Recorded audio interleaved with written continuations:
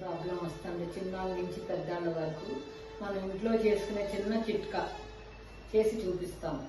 ఇంట్లో కావాల్సిన పదార్థాలు: సోపు, 2 స్పూన్లు సోపు, 1 స్పూను వాము, 2 స్పూన్లు జీలకర్ర. దీంట్లో కావాల్సిన పదార్థాలు: జీలకర్ర 2 స్పూన్లు. ముందు ఇది ద్వారగా వేయించాలి.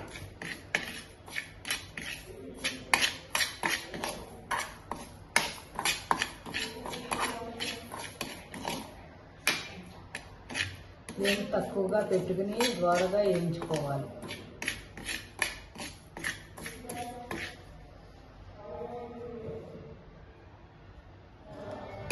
ద్వారగా వేగిన తర్వాత ఇది తీసి గిన్నెలోకి తీసుకోవాలి.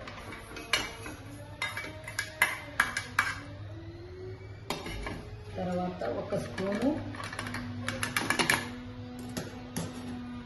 వాము వేసుకోవాలి.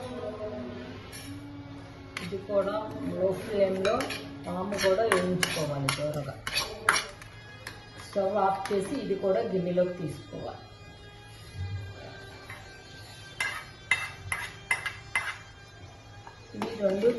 ఈ 3 చల్లారిన తర్వాత మిక్సీలో వేసుకోవాలి.